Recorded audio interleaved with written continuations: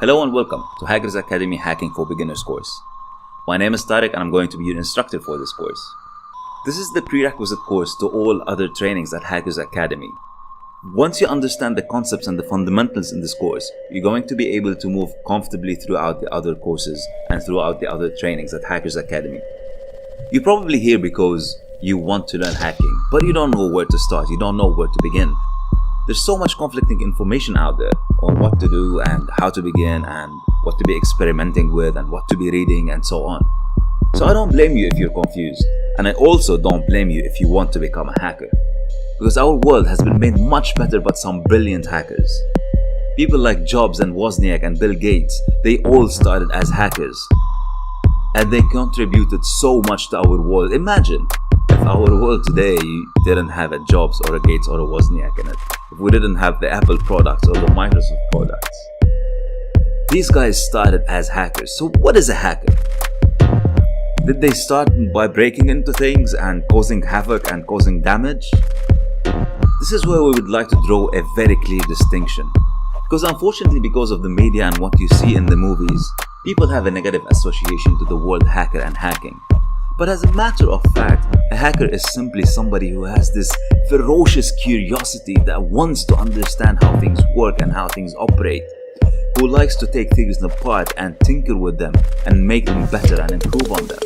This is what a hacker is. This is how Jobs and Wozniak and Gates started. They just wanted to build things that are better. They wanted to build a better computer. They wanted to build a better operating system. They took what was there. They pulled it apart, they understood exactly how it works, and they improved on it. In essence, this is what a hacker is. So if you're someone with this curiosity, if you're someone who wants to understand how things work, who wants to break things apart and who wants to improve upon things, if this is the attitude you're bringing into this course, then brilliant. Because this is exactly what is required for you to become an excellent hacker. And who knows, maybe you're going to be the next Jobs or the next Gates. So let's clarify exactly what do we mean by hacking. And who better to clarify this than one of the most brilliant hackers of our time. Did you know that the founder of Facebook is a hacker? These are some actual codes that were written by him. And this is what he says. In reality, hacking just means building something quickly or testing the boundaries of what can be done. It's not about causing damage or being malicious or causing havoc. This is the misconception about hacking. He says hacking is also an inherently hands-on and active discipline. Absolutely. You cannot be learning hacking by just reading books and watching videos. Throughout this course, you're going to be experiencing firsthand some hacking tools and how does it feel to break into a remote system. And the hacker culture is also extremely open. It's open to sharing, it's open to giving. And you're going to experience this at the Hackers Academy forums. You're going to see what exactly we mean when we talk about being open. At Facebook, Mark says that we have cultivated a unique culture and management approach that we call the hacker way. They are so proud of being hackers, so proud of making the world a better place, so proud of improving on the way we communicate and in the way that we network, such that they have the hacker way at Facebook. At Hackers Academy, we also have the Hackers Academy way. At Hackers Academy, we highly encourage you to master the basics.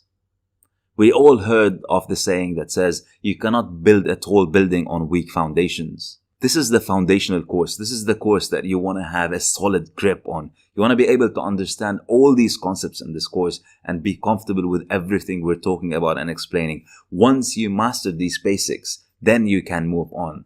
And how do you master these basics? By practicing, and practicing. Mark said that hacking is a hands-on and active discipline. Unless you practice, you're not going to understand the full extent of the concepts that we're going to be sharing with you in this course.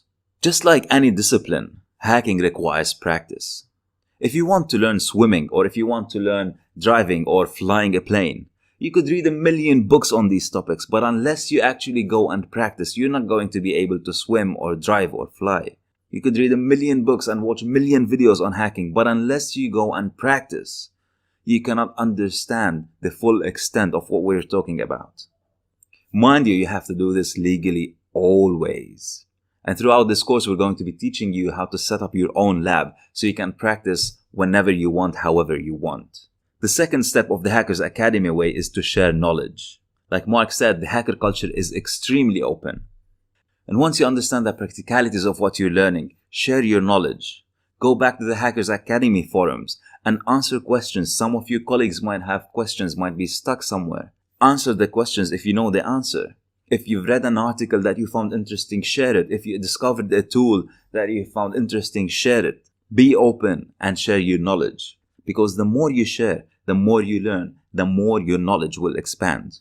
And when you're comfortable with the concepts that you've learned, it is time to learn some more. It's time to start building on top of these foundations. The ethical hacking world is so vast. You could be specializing in so many different things. You could be specializing in network hacking, operating system hacking, wireless network hacking, web application hacking, mobile application hacking. It just doesn't end. And this is the beauty of the world of ethical hacking. There is so much to discover. But you can only do that once you've built a solid foundation, you understood the practicalities of it, and you start then expanding your knowledge. And last but not least, repeat.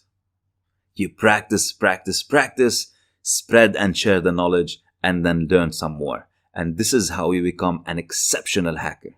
So where do I begin?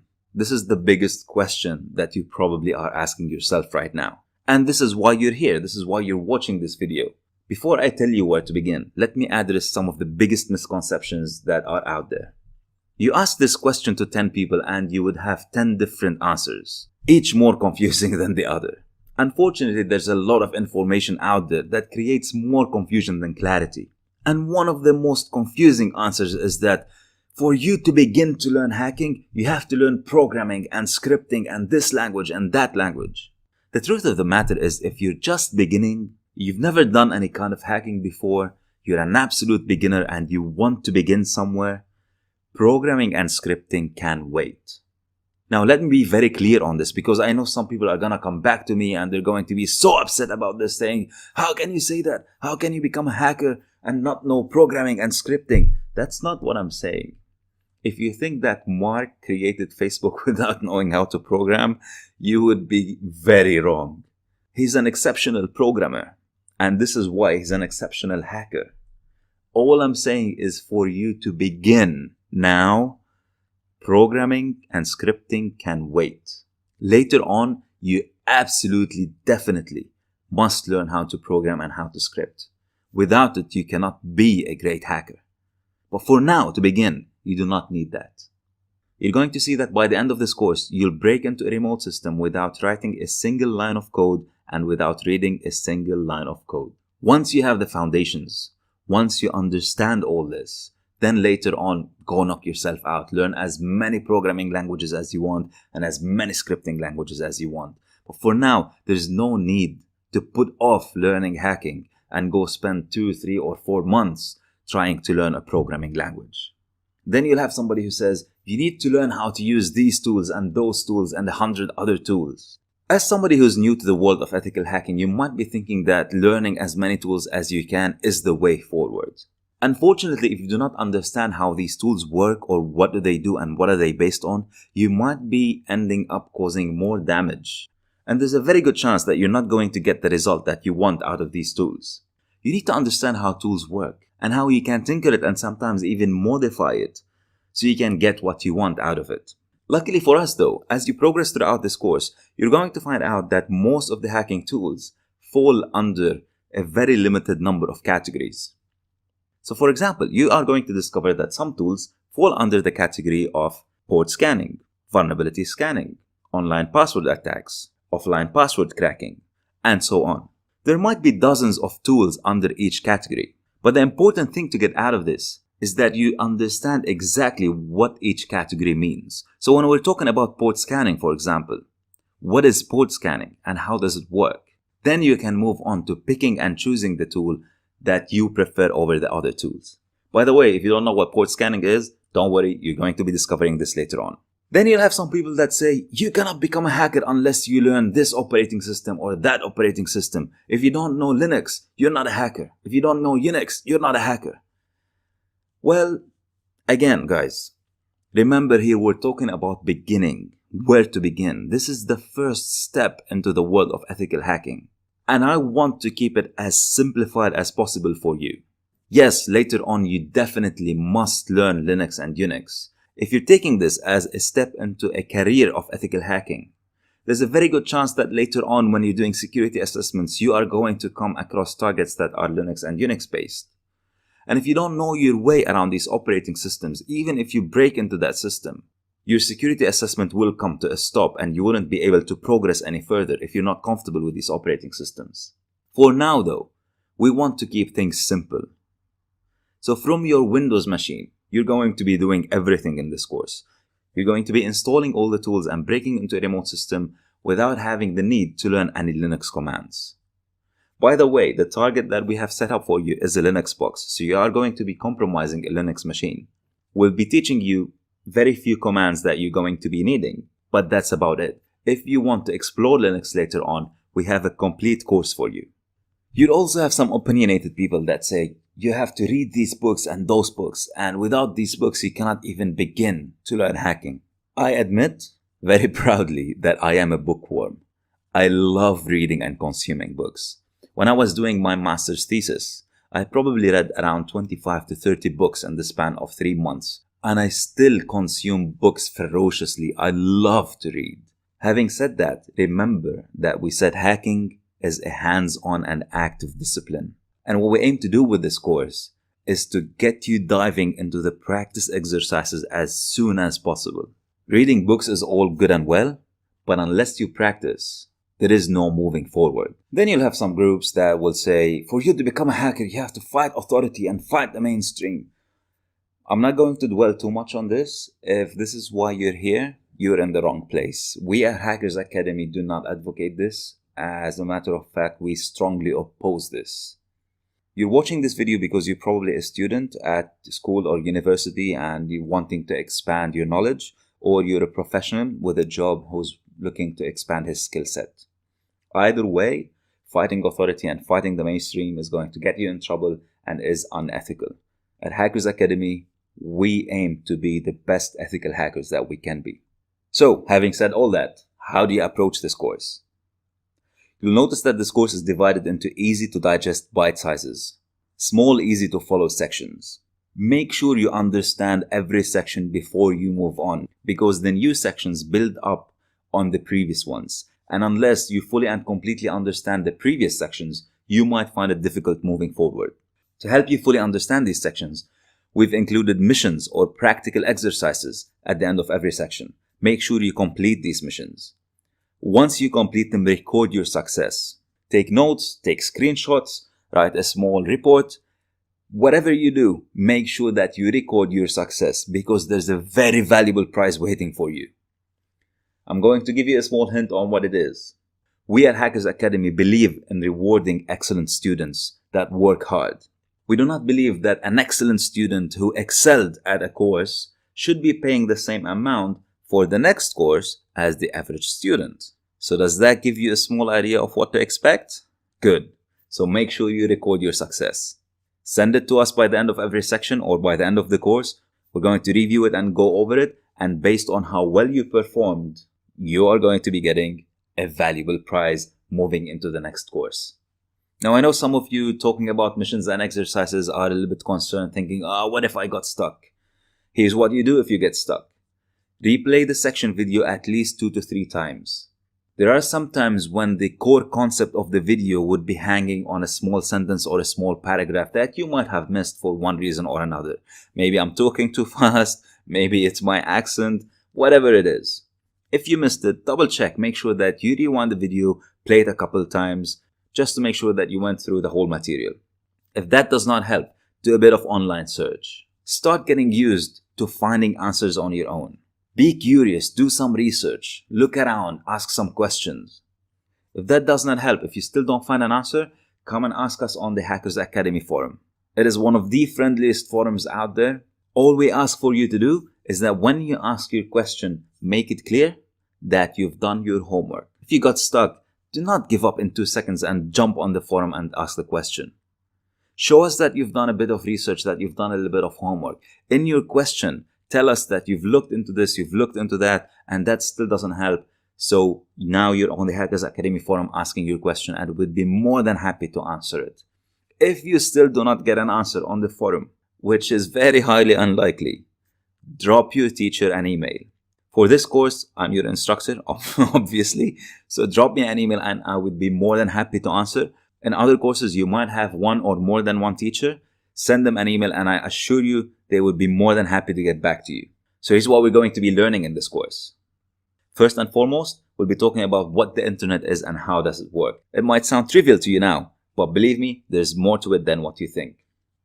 Then we're going to be talking about internet protocols, what they are, how they work, and we move into services and ports. By the way, if all of this sounds Greek to you now and you don't understand what this is, don't worry. I do not expect you to know what this is. As a matter of fact, if you know what all this is, you probably shouldn't be taking this course and you can move on to the more advanced courses.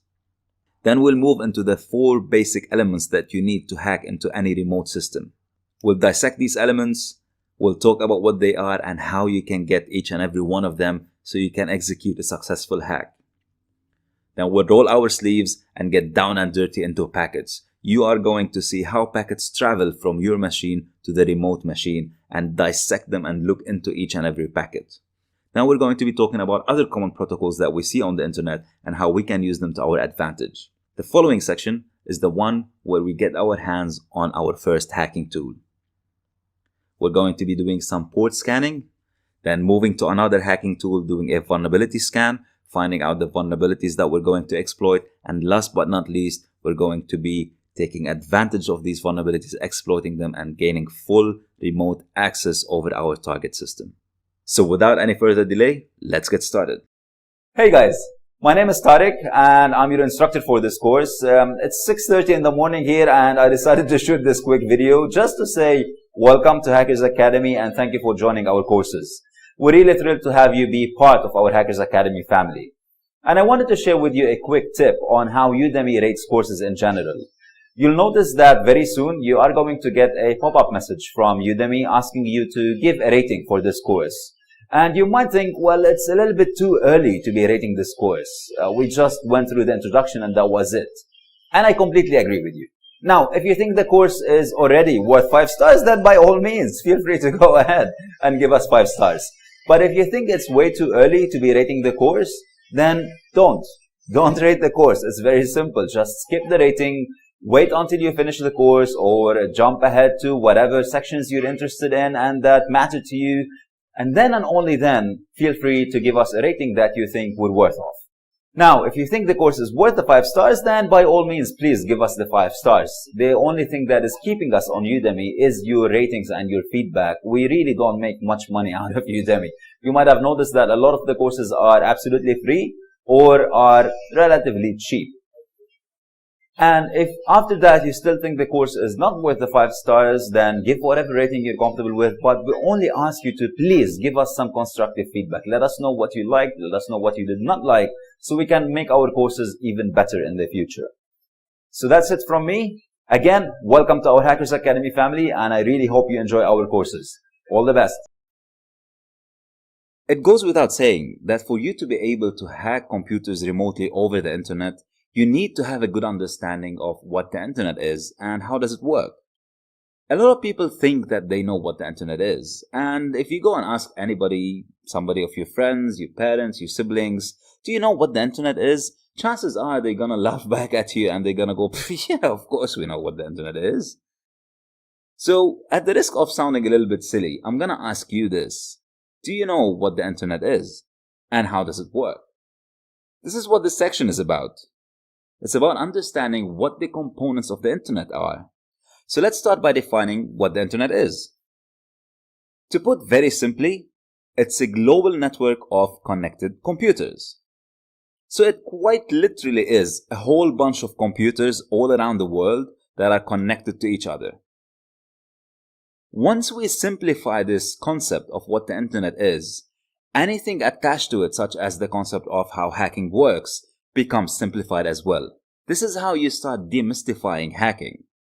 For a lot of people, hacking is sort of like this quote-unquote black art or mysterious magic. They don't know how it works and how does it happen. But once you understand that the big global network of computers, you start to understand that hacking is simply me accessing information on another computer elsewhere on the planet. You might be wondering, what do you mean by connected computers? Here's an article from The Guardian in 2013, and it says that damaged undersea internet cable causes widespread service disruption.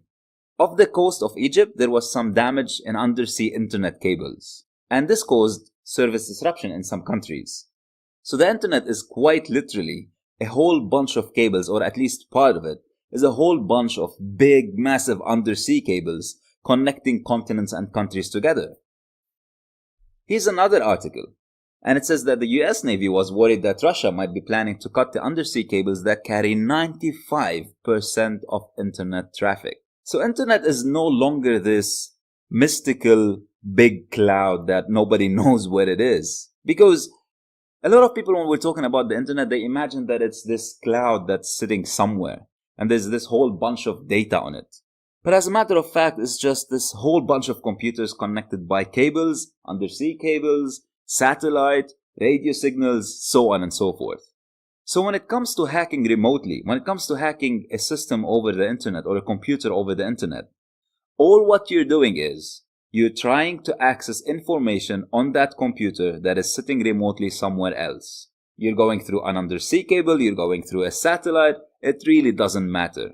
If we want to think of it on a smaller scale, imagine that you are in your house and there are 3 or 4 different computers connected to your house router.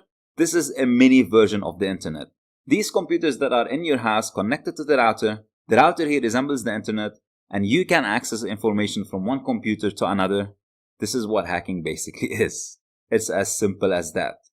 Now, for hacking to happen, for you to be able to hack a system remotely, you need 4 main components.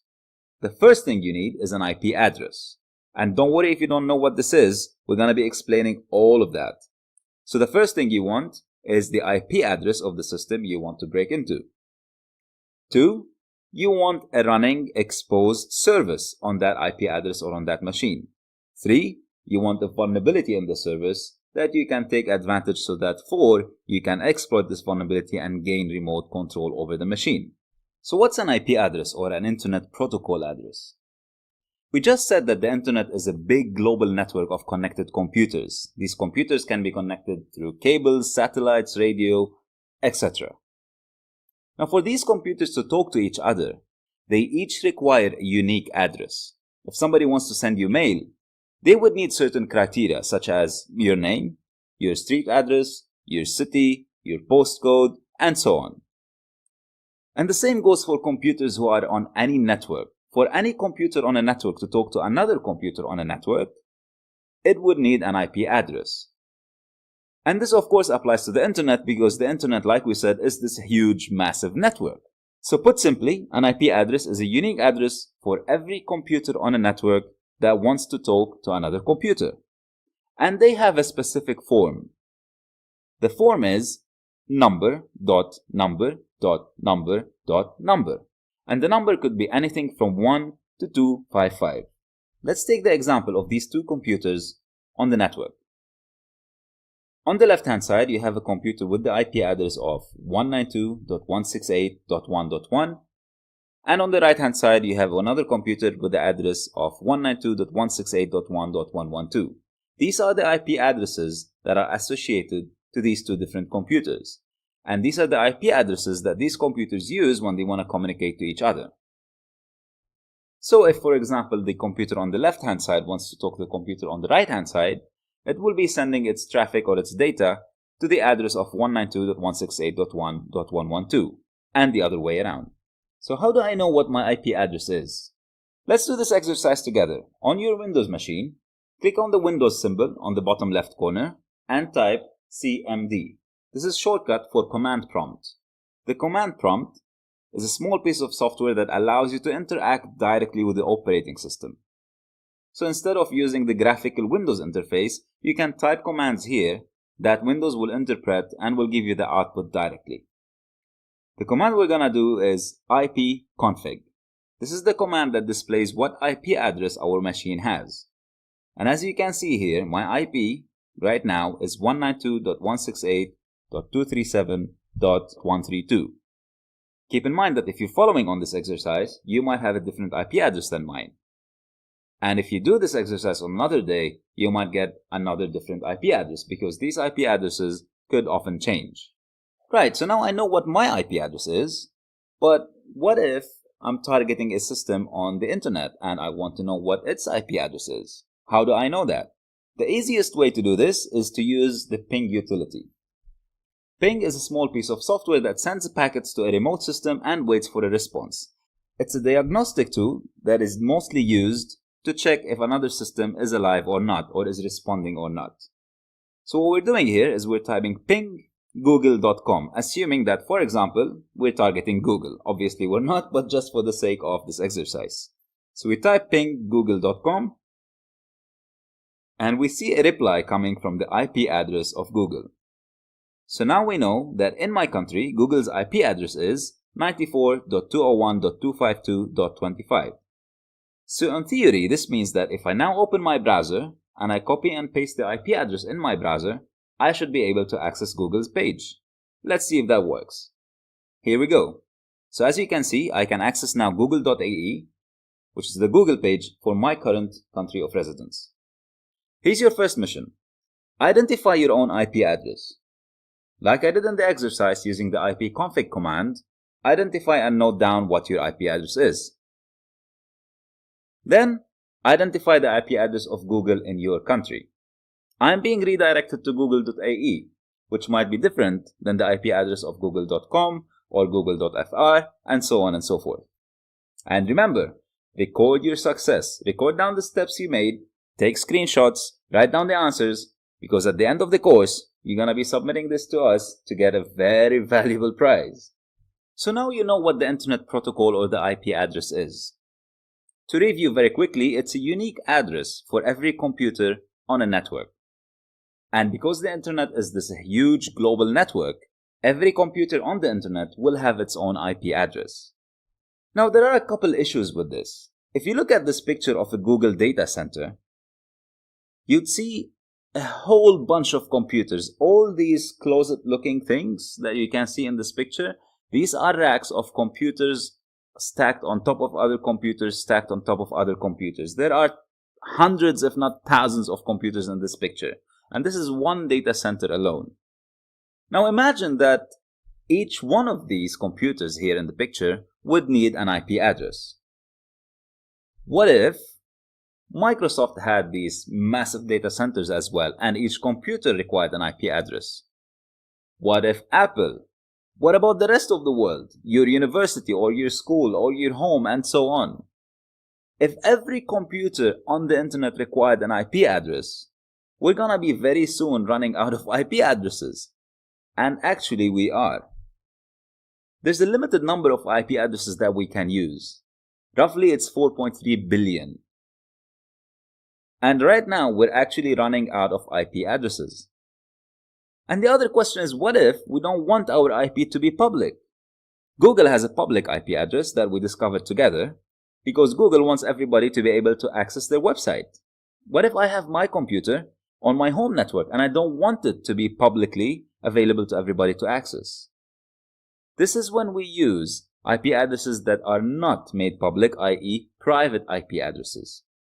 So a public IP address is any IP address that is directly accessible on the internet. For example, hackersacademy.com would have a public IP address, such as Google, such as Yahoo, such as Microsoft.com, and so on. A private IP address, on the other hand, is not accessible from the internet. So for example, right now, if you're connected to a school network or your home network, your computer would have an IP address that would not be accessible directly on the internet. So if you're connected to a private network right now, your computer would have one IP address from the following pools. These are the pools reserved for private IP addresses. If you want your computer to have an IP address that is not accessible on the internet, your computer would have an IP address that is picked from one of these three different pools. anything from 192.168.00 to 192.168.255 to 255, which is a little bit over 65,000 IP addresses that you can choose from, or the second batch, which is a little bit over 1 million IP addresses that you can choose from, or the third batch, which is a little bit over 16 million IP addresses that you can choose from. So my IP address, for example, as you saw earlier, is from the first pool of 192.168.x.y. So if we want to take a very high-level bird's eye view of how IP addresses are assigned, let's have a look at this diagram. The globe symbol in the middle resembles the internet, and these 5 devices around it resemble public IP addresses that are connected directly to the internet. So for example, one would be google.com, the other would be Microsoft, Yahoo, Apple, and hackersacademy.com. These are 5 different websites with 5 different public IP addresses that are particularly assigned to them and unique to them.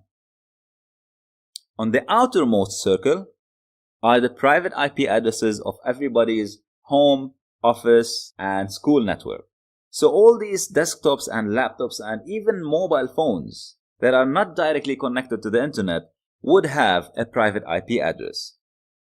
Right now, other than your desktop or other than your laptop, if your mobile is connected to your wireless router at home, your mobile would have an IP address assigned to it. So here's what I'd like you to do. I'd like you to identify at least one other private IP address on your network. The easiest way to do this is if you find what your IP address is and try to increment or decrement by 1. So if, for example, my IP address is 192.168.1.10, I would try to ping 192.168.1.11 or .1.9. Another way to do this is to start from .0 and increment it 1 by 1 until I discover another IP address. So go ahead and try and do that and see how many IP addresses you can discover. And remember to record your success.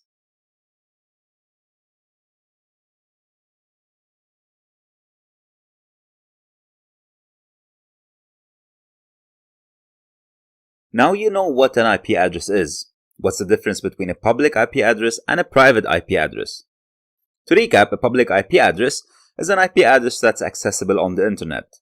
It's publicly available, anybody can access it. A private IP address, on the other hand, is not accessible directly on the internet. So if you're connected to your home network, you're very likely to have private IP addresses on your laptop, on your desktop, and on your mobile. At this point in time, you might be right to wonder, how are you able to access the internet if you're using a private IP address? How is it possible that your machine with a private IP address is able to communicate with a machine on the internet with a public IP address? This is where NATing comes in place, and its sole purpose is to translate data from private IP addresses to public IP addresses and the other way around. This is an example setup we're going to be looking at, so we understand how NATing works. On the left-hand side, we have 2 machines. Let's assume you're at home, you have 2 laptops connected to your wireless router. So the first one has the IP address of 192.168.1.111, and the second one is 192.168.1.112. These 2 laptops at home have private IP addresses. Both these machines are connected to your wireless router. If these 2 machines need to talk to each other, it's very straightforward and simple. All they have to do is redirect the traffic through the router and talk to each other. As a matter of fact, the router doesn't need to even be there. If you plug in these 2 machines directly through a network cable, they would still be able to talk to each other. So if you right now go grab a network cable, plug it into one laptop, and then plug it in another laptop, you just created a network, and these 2 laptops can talk to each other, provided that they have IP addresses within the same range, such as the ones in our example. The wireless router, though, makes it much easier for this to happen. So instead of plugging cables all across your living room, all you have to do is connect your devices, your laptop, your desktop, your mobile, to the wireless router, and it just redirects the traffic wherever it needs to go. So the router, in this case, will see traffic coming from 192.168.1.112, and it will see that it is destined to 192.168.1.111, and all it does is that it redirects it from the source to the destination. The device in the middle, this represents your wireless router. You can see that on one hand, on the left hand side, you can see that there's an IP address of an interface of 192.168.1.1. So if you grab your wireless router right now, you're gonna see that there are different ports, different places where you can plug in a network cable. If you plug in a network cable in one of these ports, you will get assigned one IP address. If you plug in the network cable in another port, you get assigned another IP address, so on and so forth. So your router would actually have an IP address of its own, meaning that if the device at 192.168.1.112 wants to talk to the neighboring device of 192.168.1.111, the data will have to flow through the router at 192.168.1.1. So the path that the data will take is computer A, router interface, then computer B. This is networking in its simplest form. Two devices on the same network talking to each other. We're going to be showing you a video, an animated video in a moment, so you get a better understanding of this.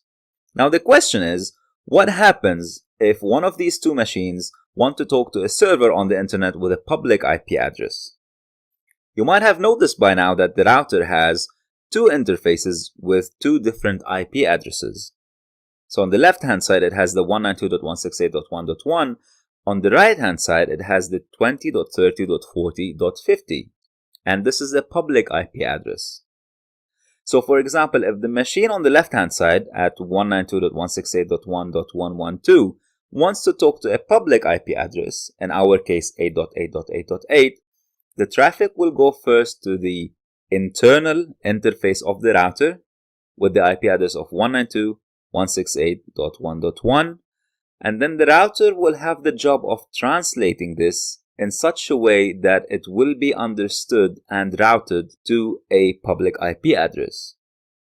So internally what will happen is the router will take the data from 192.168.1.1 port and translate it to the other port at 20.30.40.50. And at that point in time, the data will be attached to a public IP address, making it possible for other devices on the internet to see it and communicate with it.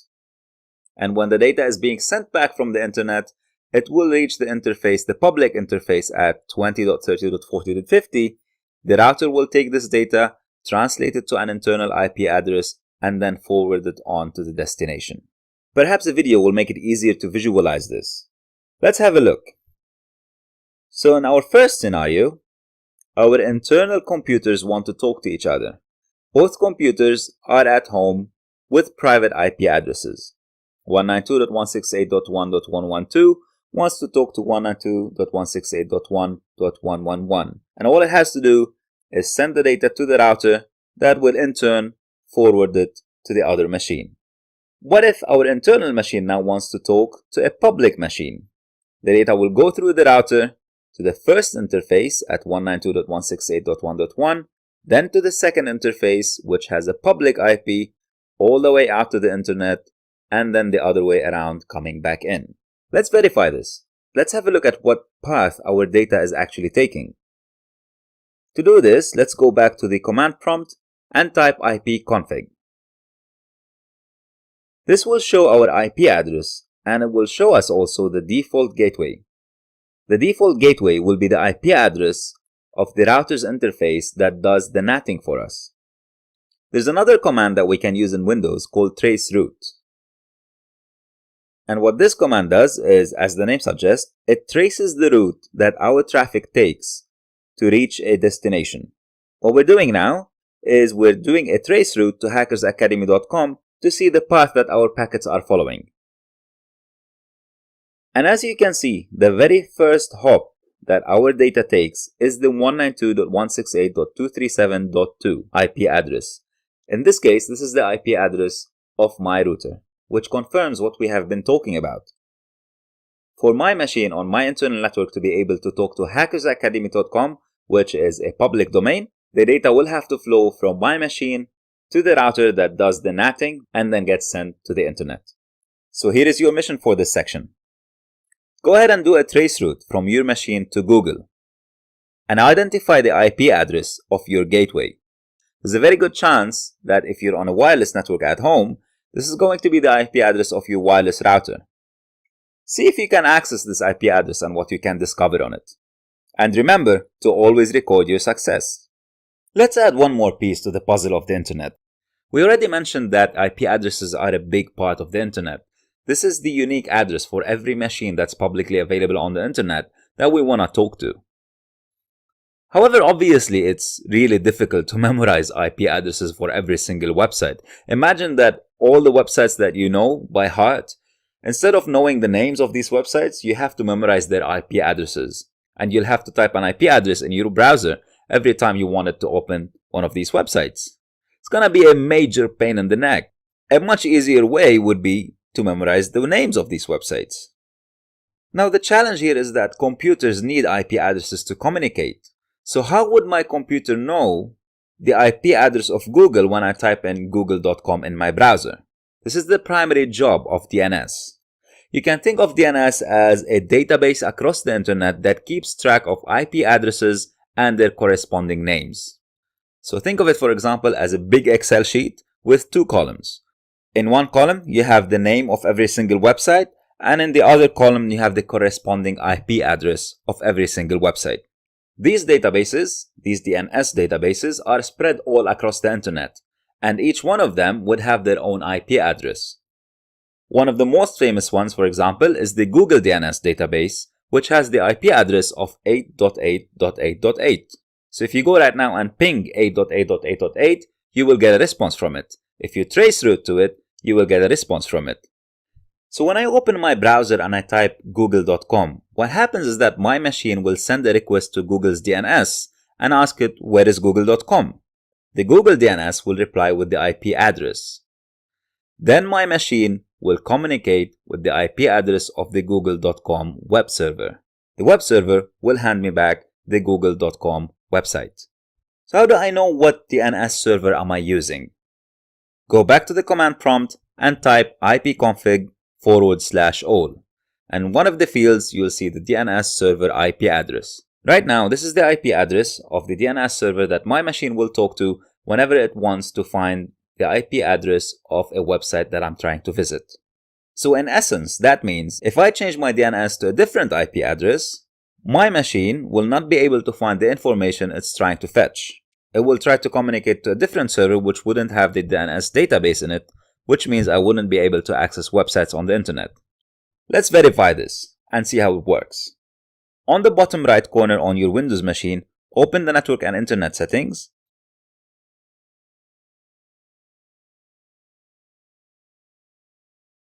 And click on Change Adapter Options. We're going to be accessing the network adapter settings and changing those. Right-click on the network device and click on Properties. Scroll down to find the Internet Protocol version 4 and click on Properties. Currently, I have a setting that requires my machine to automatically find an appropriate DNS server. If I change that to a different IP address, let's say 111.111.111.111, and I save this change, this is now going to redirect my machine to a different DNS server.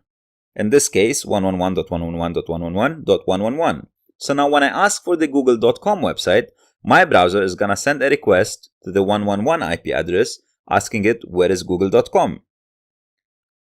The 111.IP address does not have a DNS server on it. It doesn't have the DNS database. And as such, I'm not going to get a response that says this is where Google is. And as you can see, I failed to access the google.com website. Let's go back and fix this. Going back to the TCP/IP options. And by the way, don't worry about what TCP/IP is. We're going to be explaining this later on in the course. Let's go back and click on Properties. And now I'm going to put an alternate DNS server at 8.8.8.8. This is Google's DNS server. If I try to revisit Google again, you'll see that it works. Let's go find out why is this working now. Run the ipconfig/all command again, and you'll see in the DNS server settings, now I have two IP addresses for two different DNS servers. So what happened is, my machine tried to communicate with the first DNS at 111.111.111.111, and it didn't get a valid response. And as a result, it tried the other DNS that of Google's, and that gave me the appropriate response. Make sure you go back and change the settings back to what they were.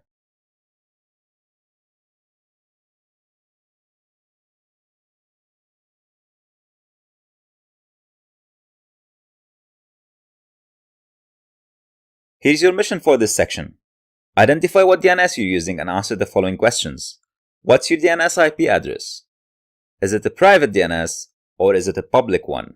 This is the final piece that completes the big picture of what the internet is and how does it work. What are servers exactly and what do they do? We mentioned DNS servers, we mentioned web servers. To put it very simply, a server is a dedicated computer that usually is more powerful and provides some kind of service. So for example, the DNS server that has the DNS database serves information from the database to whoever asks for it. We mentioned Google's DNS server, which has the public IP address of 8.8.8.8. So basically, it's just a powerful computing machine, like your laptop, only a lot more powerful, which has the DNS database, which contains all the IP addresses and their corresponding websites. Whenever somebody wants this information, like we did in our previous video, we ask the DNS server to serve us the IP address of the google.com website. And what that server did is it served us that information. This is why we call it a server. A web server is another example. So a web server would have a website and it would serve you pages whenever you ask for it. So if you go to hackersacademy.com, our web server will hand you out the page that you ask for, the training page, the About Us page, and so on. It will be serving you these pages. This is why they're called servers. I'm going to show you quickly how a server is set up. On my current machine, I'm going to set up a web server now. This is my IP address 192.168.237.132. If I open my browser and I go to my IP address, I get an error saying web page is not available. There are currently no web pages available to be served on my own machine.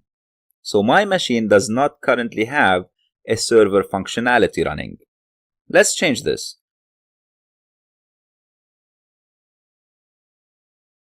Go to Control Panel, and I like to change the view to the smaller icons.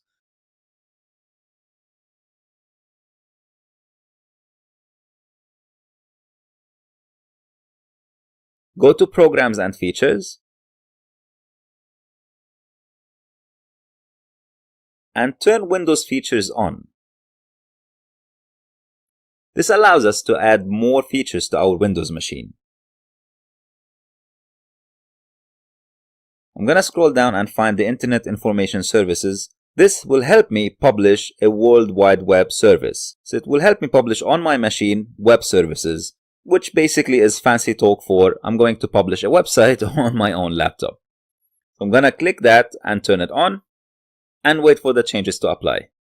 By doing that, I just switched on a web serving functionality on my own laptop. And as soon as the changes are finished, I'm going to go back to my browser and I'm going to refresh the page. And now as you can see, my laptop is serving a website.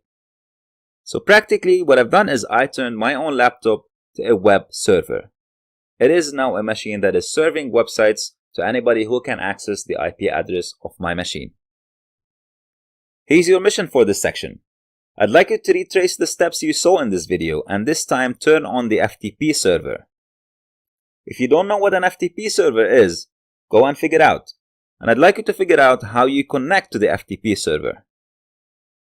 Once you've successfully completed that, make sure that you turn them back off again and set the computer back to its default state. We don't want any additional services to be running on our machine for a very good reason. We're gonna find out later why. Let's revisit one of the first slides that we started with on this course. We mentioned that for you to be able to hack remotely, you would need 4 different components. You will need the IP address of the machine you're targeting, exposed remote service running on that machine you're targeting, vulnerabilities in that service, and an exploit to be able to take advantage of that vulnerability. In the previous section, we covered what the internet is and why IP addresses are needed, what they are, what's the difference between a public IP and a private IP, how DNS helps us translate domain names or URLs to IP addresses, what servers are, for example, what a web server is or what a DNS server is, and how each server has an IP address assigned to it. We learned how to discover the IP address of the machine we're targeting. Together, we discovered the IP address of Google in your country and the IP address of hackersacademy.com. So now that we know what an IP address is and how do we discover the IP address, it is time to move on to the next stage.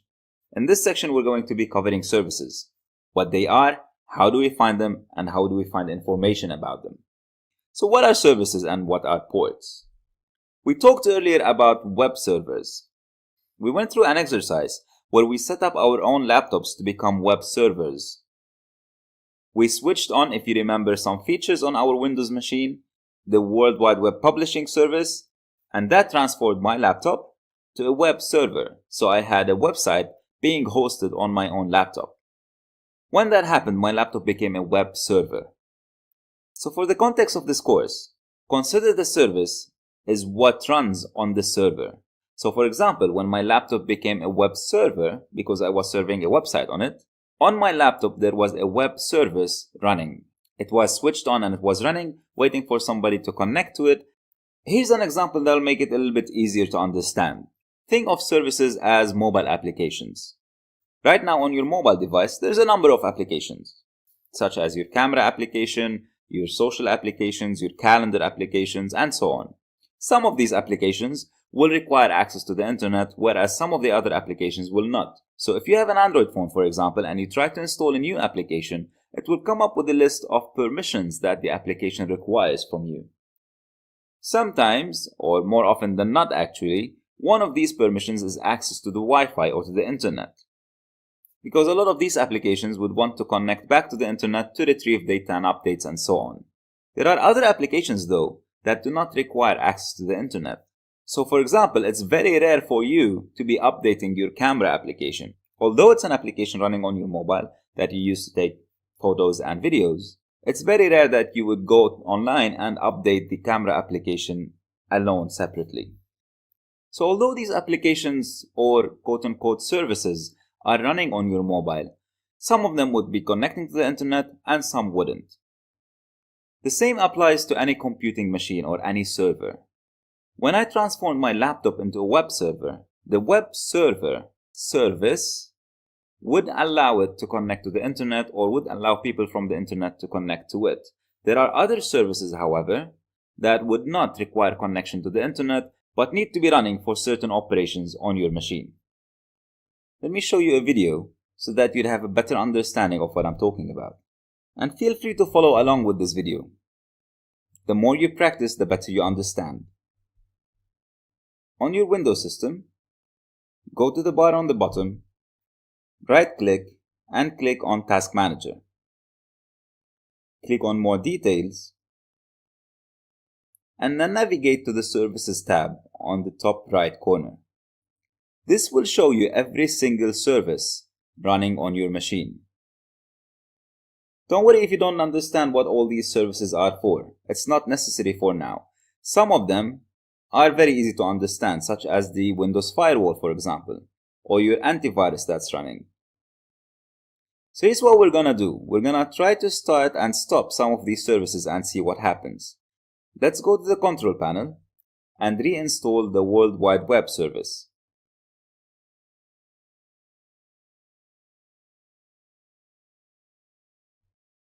So again, I'm going to set up my laptop as a web server.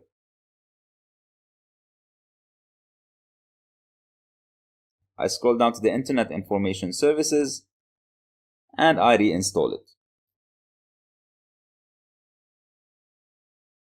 We'll give it a second, and when it's done, I go to my browser and I refresh my home page.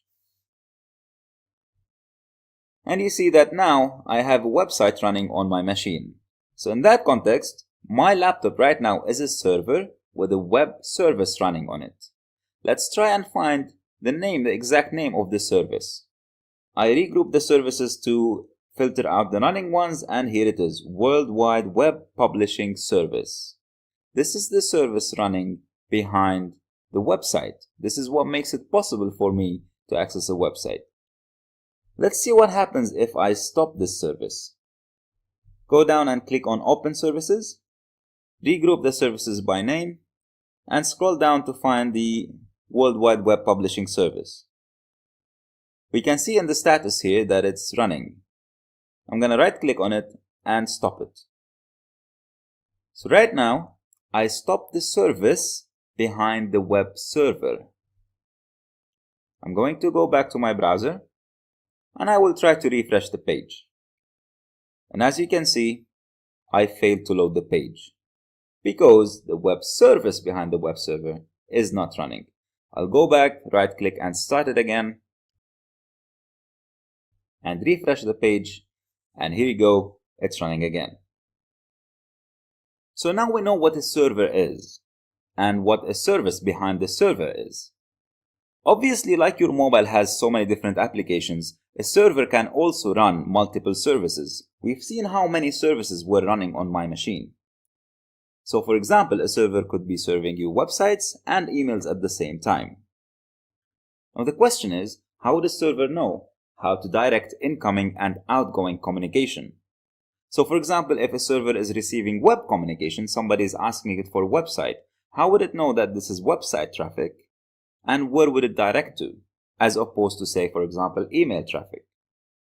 This is where service ports come in place. Each service has an assigned port that accepts communication meant for that service. Think of a port as a doorway. And for that port to accept communication, it needs to be open. Again, such as a doorway. If it's blocked, it would not be able to accept any communication. So each service would have an assigned port for it, ready to accept communication as long as the port is open.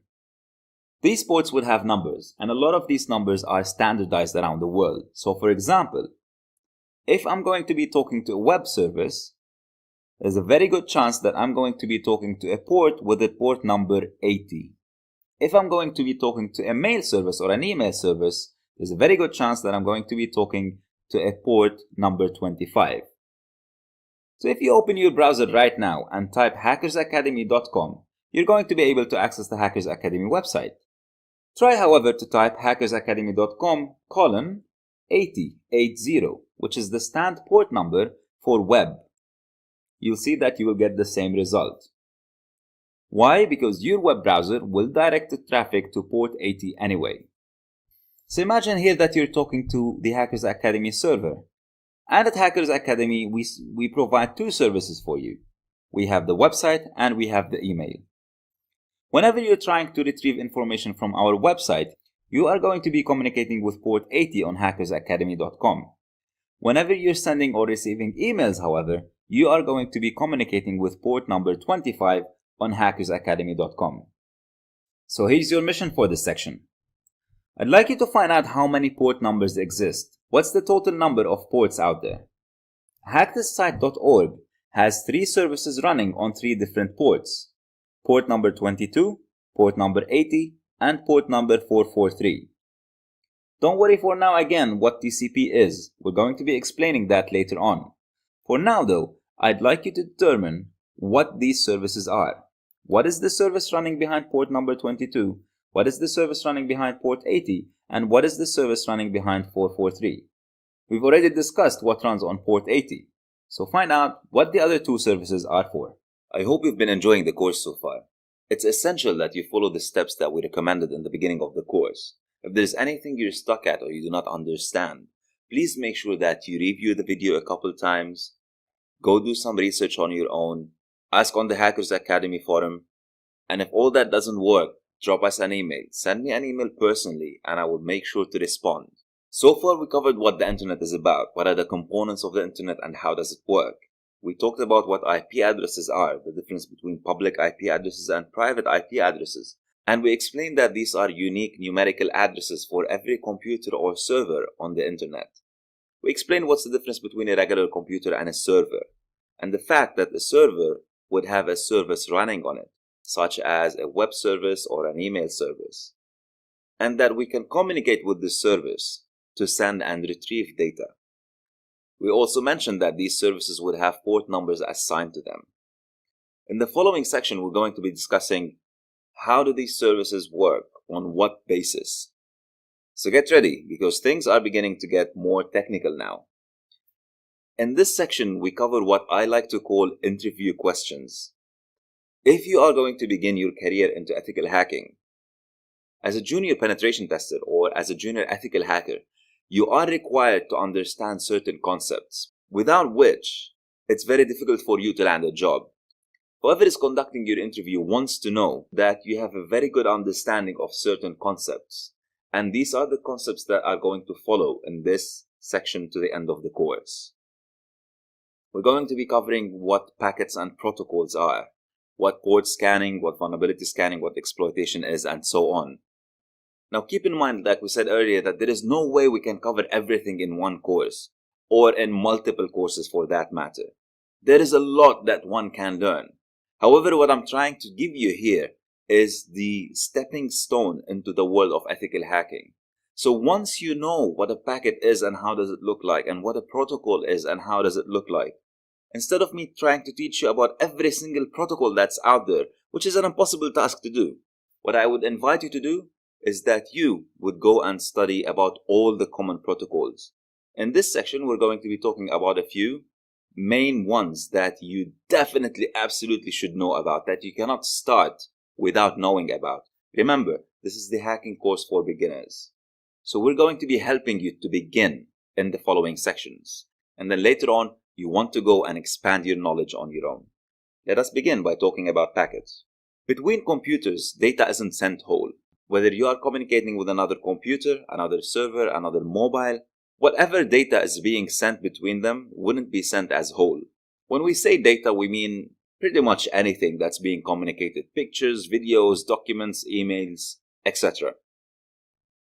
The sending computer would break the data down into what we call packets, and the receiving computer on the other end would reassemble these packets and see and read the data. For example, if the computer on the left-hand side wants to send a message to the other computer saying, "Hi, how are you?" it will break it down into different sections or different packets. Hi, how are you? And it will send them in that order.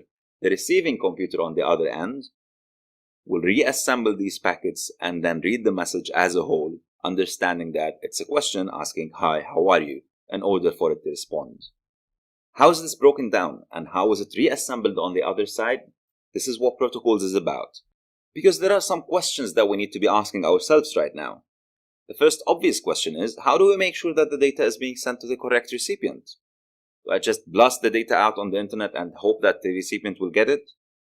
How do I know that it's being sent to the correct port? We mentioned earlier that some servers would be providing more than one service, for example, email and web. How would I know that the receiving server is getting the email on the email port and not on a wrong port? How would I know that my data's integrity is intact? How would I know that, for example, my email is being sent in the correct manner and we're not losing some words or some pictures or some quality of the pictures in our email attachments? How would I know that the recipient is able to restructure the data in a correct sequence? To answer these questions and more, we rely on protocols. In the world of networking, protocols are a set of rules dictating how to communicate. For example, when you're communicating over the phone, it's the protocol that you pick up the phone, say hello first, and then initiate the conversation. You wouldn't say hello before you pick up the phone. You definitely wouldn't initiate the conversation without answering the phone. It just wouldn't work. Similarly, in the world of networking, this is what protocols dictate and mandate. Now, for the internet to work, we would need a number of protocols stacked on top of each other. What do I mean by that? Going with answering the phone example. In some countries, for example, it's customary and it's the protocol to start with a courteous conversation, asking about the other person, how they are, how their family is, how they've been, and so on. You wouldn't just pick up the phone and say, "Hey, how's it going? I want this." That would be incredibly rude in some countries. In other countries, maybe that works. So there are different protocols depending on where you are and who you're communicating with. The sequence, for example, would be: first, you hear the phone ring. 2, you pick up the phone. 3, you would answer the phone saying hi. 4, the other person would respond by asking a number of questions. How are you? How you been? How's the family? And so on. And then 5, the communication channel is open to exchange any kind of communication. The Internet Protocol, or the IP, which is the protocol that we mentioned very earlier on in the course, is one protocol that has a simple job of labeling communication with a source and a destination address. We've seen what IP addresses look like. These numbers have the only purpose of taking care of the recipient and the sender. So the Internet Protocol has the job of just delivering stuff. It doesn't worry about the order of delivery. It doesn't worry about whether it's being delivered in the correct order. All it does is that it knows who the address is and who the recipient is, and it just delivers. So if we look at an IP packet, this is what it would look like. This is an oversimplified IP packet, obviously. We're going to be looking at actual packets in a moment. But for now, an IP packet would look something like this. It has a source address of the sender, it has the destination address of the recipient, and some other kind of data that we really don't care about at this point in time. Another protocol that is very common on the internet and in networking is the Transmission Control Protocol, or TCP in short. And this is the protocol that handles the correctness of the order of the packets being sent, whether a packet has an error in it, or whether a packet has been lost or not. So for example, if I'm sending the "Hi, how are you?"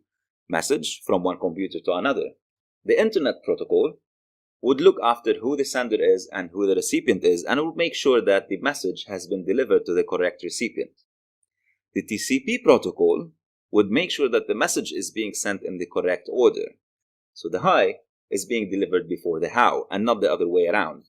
And will also make sure that the packets are correct, the content of the packets is correct. So for example, the "How" is being delivered as a "How", not as a "Who". And then lastly, it will check for lost packets. So if a packet has been lost on the way, has been dropped for whatever reason, it will ensure that the packet is being resent. For this to happen, the communication needs to be initiated in what we know as the TCP handshake. The initiation of the phone call, when you hear the phone ring, you pick it up and you say hello. This is very similar to what a TCP handshake is. The TCP handshake works as such. The sender, whoever wants to initiate communication, will send one packet called the SYN packet. This is the synchronization packet, which is basically a packet that says, "Hi, I would like to talk to you." The recipient, on the other end, will respond with a SYN ACK packet, which is an acknowledgement of the synchronization message. It's similar to a response saying, "Yes, I hear you, let's talk." And then the initiating end will send one more packet, which is the acknowledgement packet saying, "I acknowledge that you can hear me, now we can start the communication." So when it comes to phone conversations, it's similar to you hearing the phone ring. This is the SYN packet. Somebody is asking to talk to you. You pick up the phone and you say, "Hi." This is you acknowledging that you heard the phone ring and you answered it. You're ready to talk. And then the other end would respond by saying, "Hey." This is them acknowledging that they can hear you too on the phone, and then the communication can begin. And here's what a TCP packet would look like. It's a little bit more complicated than the IP packet. All the IP packet had was a source address and a destination address. The TCP packet, on the other hand, has more information. It has the source port and the destination port. So if I'm talking to a web server, we mentioned earlier that it's very likely I'm going to be talking to port 80, which is the standard port for web. So I would know that in my TCP packet, the destination port would be 80. The source port, however, would be something special to me, which is the port where my data is leaving from. It doesn't have to be port 80, it could be any port. The third field that you see here is the flags. What we mentioned earlier in the TCP handshake, the SYN, SYN ACK, and ACK, these are called flags. And you can see these on the TCP packets. And then there's a whole bunch of other stuff that we don't care much about at this point in time. So remember when we mentioned that for the internet to work, we would need multiple protocols stacked on top of each other? This is what a TCP IP packet would look like. If you are in the world of networking or IT, you would have heard the term TCP IP so many times. And if you get into the world of ethical hacking, or IT for that matter, you cannot go one day without talking or hearing about TCP IP. TCP IP is short for TCP over IP, and it basically is a packet of TCP stacked on the packet of IP. So in this example, we have a packet of IP taking care of the source address and the destination address. I'm communicating to a web server, so I know that I am the source address and the destination address would be, in that case, let's say hackersacademy.com. The IP packet's job is done. On top of it, I would know that I'm communicating from X port to port 80 on the Hackers Academy server. And if I'm initiating the conversation, the flag on the TCP packet would be the SYN packet. So what is the web traffic exactly? There is the IP packet taking care of the source address and the destination address. There's the TCP packet taking care of the data sequence, the error correction, and the drop packets. But what is the web data? The web data is in a third protocol called the Hypertext Transfer Protocol, the HTTP. HTTP is the basis of data communication on the internet, on the World Wide Web. This is how we transfer graphics, video, audio, text, and links. And it works similar to TCP. So for example, if I'm trying to retrieve the logo from hackersacademy.com, I would send what we know as the GET request, an HTTP GET request. I will ask the server to give me the logo. The message that I would send would tell the server that I want to get the logo. The server would respond with an acknowledgement message saying, I acknowledge your request, and then the server will send another message saying, here's the logo. So now an HTTP request would look something like this. You have the IP with the source address and destination address, my source address and the destination address of hackersacademy.com. You have the TCP taking care of the correctness and the sequence of the data and so on, with the source port from my machine to the destination port of 80 on the Hackers Academy. You would also have the flags of the TCP packet depending on which part of the communication we're on. And then you would have the HTTP stuff that we just mentioned. For example, the logo from hackersacademy.com website. Alright, so enough theory. Let's have a look at what packets actually look like. Download the packet capture file and open it using Wireshark. I've pre-captured some packets for you that I'm going to walk you through. So now you can see what a TCP packet looks like, what an IP packet looks like, and how the HTTP communication looks like. If you have correctly installed Wireshark, all you have to do is, after you download the packet capture file, double-click on it and it will open automatically in Wireshark. There are a total of 7 packets in this capture, and we're going to walk through them one by one. First, let's talk about the interface of Wireshark. On the left-hand side, you have the sequence of the packets. So you can see that this is the first packet where the communication capture started, and this is the last one, number 7, where I stopped the capture. This is the time where the packets were captured. You have the source IP address and the destination IP address. You have the protocol of the packet captured, the length of the packet, and some more information. So let's click on the first packet and expand it. Skipping to the third field, you can see that this is an Internet Protocol version 4 packet. So this is an IP packet with the source IP address of 10.10.192.92. This is my machine's IP address. And the destination is 94.201.252.25. This is the IP address of Google. This is the Transmission Control Protocol field, or the TCP field. The TCP communication is leaving my machine from the source port of 63379 to the destination port of 80. So now I can tell that I'm trying to talk to this IP address, the Google's IP address, on port 80, which means that I'm talking to a web service. If you go down a little bit, you will see that there's a SYN flag being set. This is the first packet of the TCP three-way handshake. So here I'm initiating the conversation with the Google server. Let's have a look at the second packet. Now the source has changed. So now the communication source is Google's IP address, and I am the destination in this case. The packet I'm receiving is a TCP packet with the SYN ACK flag set on. Let's have a closer look. This is the IP information, the source and the destination, which we already know by now. And this is the TCP information. So now the source port is 80 and the destination port is 63379. The information between the first packet and the second packet has now been inverted. In the first packet, number 1, the source was me, the destination was Google. The source port was my source port, and the destination was also Google's at port 80. Because I was initiating the conversation, it was me who started the conversation. And then Google responded. So now the source is Google, and the destination is myself. And the response came from port 80, which I started communicating with, to the destination port on my machine. You can see now that in the second packet, the TCP flags SYN-ACK are set. So Google has acknowledged my SYN packet and is ready to start communication.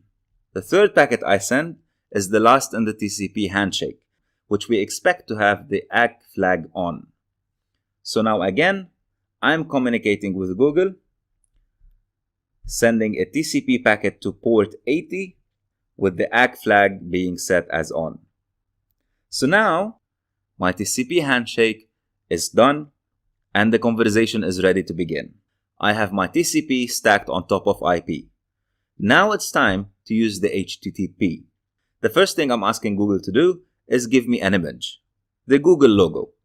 And I do this by using the HTTP protocol GET request. Remember what we talked about? In HTTP, we have GET requests that we can use to retrieve information from the web. And here what I'm asking for this logo, which lives on Google's server under the images directory, branding, and so on. So let's have a closer look. The first thing you'll notice here that there's another additional field. The previous packets, if we look back at it, had the IP and the TCP. Now we have the IP, on top of it TCP is stacked, and on top of it is the HTTP. Let's open this and have a closer look. This is the HTTP GET request. So the server will know that I'm asking for the following URL, images/branding/Google logo, and so on. I'm retrieving or I'm asking for this logo. So how would Google respond for my request? We see that in the next packet. Notice that there is no longer an HTTP field here. All what's happening is that Google now is responding with an ACK. It's saying, I acknowledge your request and I'm going to send you the logo. And then it follows it with an HTTP packet of its own. So now the HTTP communication has been initiated as well, and it's happening, to which my machine will respond with a TCP ACK packet. Let's summarize. I want to retrieve an image file, a logo file from google.com. The first thing I do is I initiate the conversation. I give Google's phone a call, and this happens through the TCP SYN packet. Google hears the phone ringing and acknowledges my call and responds by a SYN-ACK. Google picks up the phone and responds by saying hi. I respond by saying hello. So I acknowledge Google's acknowledgement, and in the third packet, I respond to Google's response. The first three packets are the TCP three-way handshake: SYN, SYN-ACK, ACK. After the initiation of the conversation, it's time for me now to ask for what I want, and I send the HTTP GET request using the Hypertext Transfer Protocol. Google acknowledges my request and continues talking HTTP to me. And then I acknowledge Google's HTTP communication. Here's your mission for this section. We saw the flags on the TCP three-way handshake, the SYN flag, SYN-ACK flag, and the ACK flag. Find out what other flags TCP uses and what are they used for. Then using Wireshark, capture traffic from hackersacademy.com. Try to identify the source and destination IP addresses. And try to identify the source and the destination port you're communicating from and to. In this section, we're going to set up a lab on our machine. This is a virtual environment lab, so you can install any operating system you want in the virtual machine.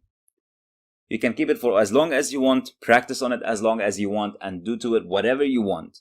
It's very easy to reset, and it's 100% legal.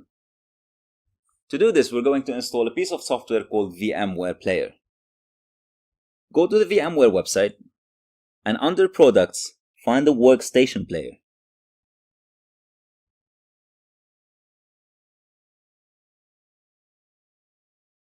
click on Try it for free, and download. Once the download is complete, double-click on the setup file and follow the instructions.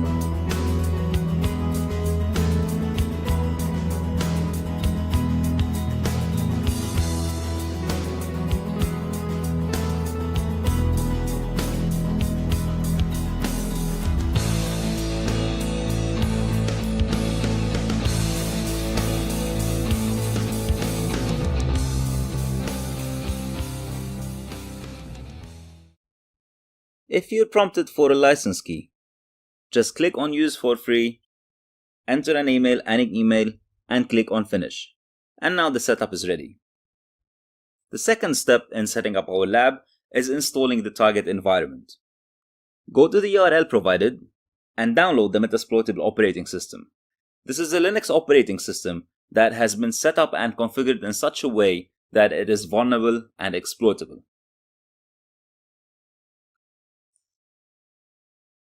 Once you've downloaded it, extract the file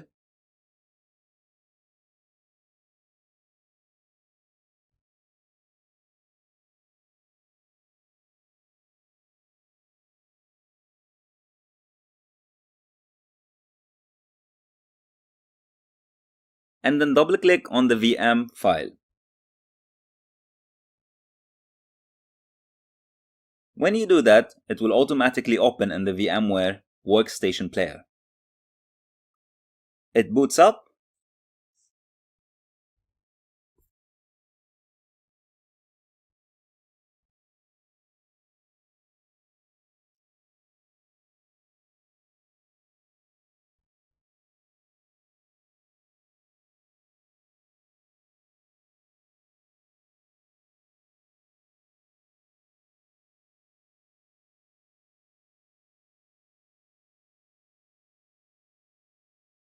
and now it's ready for you to log in.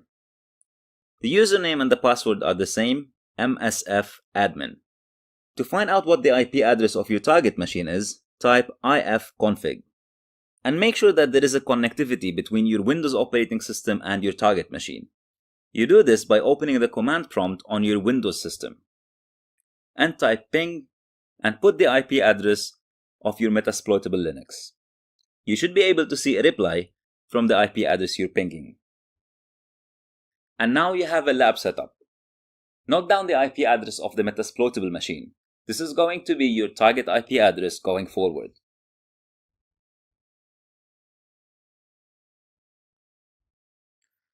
It's time to get our hands on some hacking tools.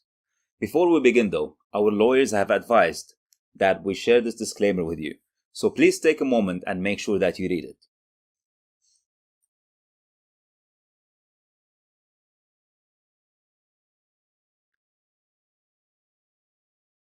Now that you read the disclaimer, let's begin. Let's revisit one of the earlier slides. We said that to be able to hack remotely, you would need to have 4 different things. 1. The IP address of your target. 2. An exposed remote service running on the IP address. 3. Vulnerabilities in services. And 4. An exploit. We've talked in length about IP addresses, the Internet Protocol, and other protocols. And the reason we went into such details is because now it's the time that we explain how you can discover remote services running on your target. And we do this using a technique called port scanning. So what is port scanning? Remember when we said that different services have different ports? So for example, the web service would have port 80 open. The mail service would have port 25 open. And so on. So an open port is an indication that there is a service running behind it. Port scanning is a technique of identifying open ports and identifying the service running behind that port. And it happens by connecting to each port and analyzing the response that we get from this connection. Meet Nmap, or Network Mapper, your first hacking tool. Nmap started as a port scanner, and then it developed into much more than just that. Now it does things like operating system identification, service identification, and a whole bunch of other things that we cover in more advanced courses. By default, when we're doing an Nmap scan, Nmap does a SYN scan. We'll talk about what that is in a second. The response to the SYN scan will determine the state of the port. If you get a SYN ACK response, that means the port is open. If you get a reset response, that means the port is closed. And if you get no response, that means the port is filtered. What does all that mean? Remember when we talked about the TCP handshake? We weren't talking about this just for the heck of it. There's a reason why we were explaining all that. A SYN scan happens as such. The port scanner, your Nmap tool or any port scanner, if you're doing a SYN scan, will start by sending a SYN packet to the target. So let's say, for example, you try to identify whether port 80 is open. What Nmap does is that it sends a SYN packet, so it starts the TCP three-way handshake. What do we expect in response to the SYN packet? If you remember, the normal response is a SYN ACK packet. And this is where the port scan stops. Let's compare that to the three-way handshake. The three-way handshake sends the SYN packet, expects a SYN ACK packet, and then responds by an ACK packet. So when we did the packet analysis in a previous exercise, when we were initiating the conversation with Google, we saw through Wireshark that the first packet that we sent was a SYN packet. Google responded with a SYN ACK packet, and then we responded back with an ACK packet. That was our three-way handshake trying to communicate with port 80. A SYN scan, however, wouldn't complete the three-way handshake. All it does is that it sends a SYN packet to the port you're trying to scan, and it waits for the response. If the response is a SYN ACK, that is an indication that the port is open and is ready to communicate. And this is where it terminates the scan. It stops because now it has all the information that it needs. If the answer, on the other hand, is a reset packet, that means the port is closed and we cannot communicate to the port.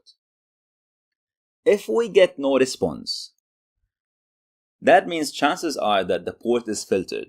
What do we mean by filtered? That means there's some kind of a network security device, such as a firewall, for example, controlling access to this port. It might have detected that you're doing a port scan and it dropped your packet. It wouldn't allow you to communicate with this port. And as such, we assume that the port is filtered. Installing Nmap is pretty straightforward. You go to the Nmap download page, download the executable file, and just follow the instructions.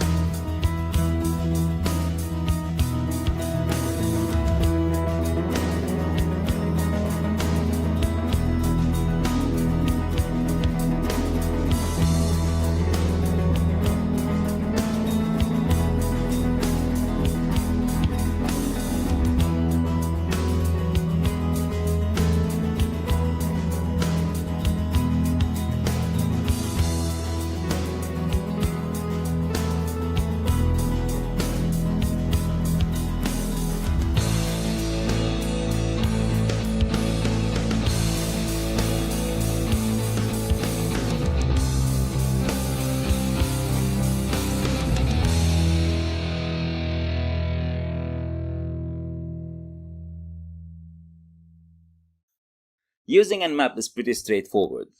All you have to do to perform a default scan is write nmap space the target. For this exercise, we're going to be scanning hackthisite.org. This is a hacking practice website that gives permission to everybody to try and hack it. And as you can see, Nmap has started.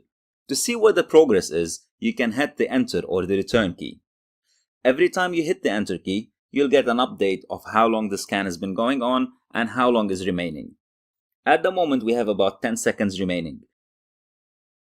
And here we go, the scan has finished. If you look at the results, it shows that there are 3 ports open: SSH at port 22, HTTP port 80, and HTTPS port 443. Here's your mission for this section. I'd like you to explore the other options for Nmap scans. We mentioned that the default type of scanning is a SYN scan. There are other types of scanning. Try and find out what these are and how do they work. Following that, I'd like you to perform an Nmap scan against the target machine in our lab. See how many ports you identify as open, and try to figure out what are these services running behind these ports. Do a little bit of research and see if you can determine what these services are and what are they used for. By now you're able to identify the IP address of your target machine. And using port scanning, you can also tell what ports are open and what services are running behind these ports. The next step in the hacking process is to identify vulnerabilities in these services. And we do this using a technique called vulnerability scanning. In the world of information security and ethical hacking, a vulnerability is equivalent to a weakness. The simplest example of a vulnerability is an easy-to-guess password. So for example, if you set up your email with an easy-to-guess password such as your name, the name of your dog, or the name of your mom, this is considered to be a vulnerability. Anybody who knows your name, the name of your mom, or the name of your dog might be able to guess your password. And that means that you've chosen a weak password, making your email vulnerable. Vulnerability scanning is the process of identifying these weaknesses automatically or using automated tools. So let's say, for example, you have a wireless router at home, and your password protected the access to the wireless router. A vulnerability scanner might be able to identify this weak password by trying multiple passwords in a very short period of time. So instead of you trying these passwords one by one manually, a vulnerability scanner would do this for you automatically and much faster. And this is what vulnerability scanning is about. It's trying to identify weaknesses using automated methods and automated tools. One of the best vulnerability scanning tools out there is called Nessus. It's free for home use. You can download it from the Tenable.com website and use it to scan our virtual environment target machine. To download Nessus, go to the products page and find the Nessus Home tab. Fill in the registration form and you'll be redirected to the download page. Click on download, choose the operating system. In this case, I'm going to download it on my Windows machine.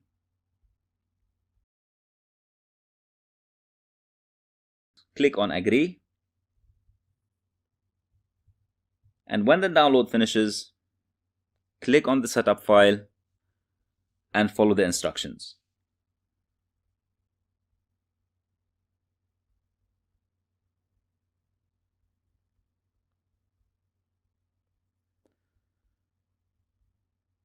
When the setup finishes, your browser is going to open and redirect you to the Nessus setup page. Take note of that page.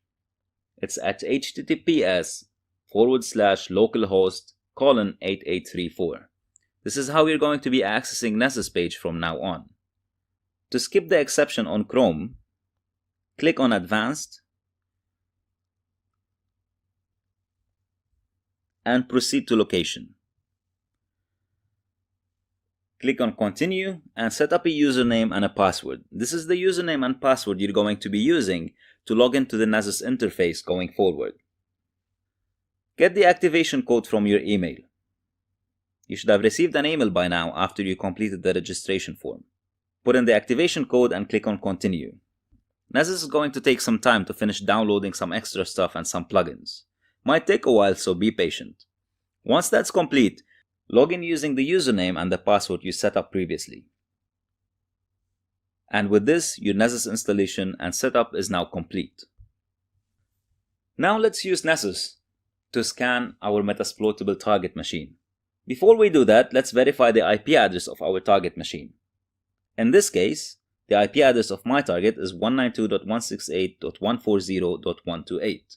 Take note of this IP address.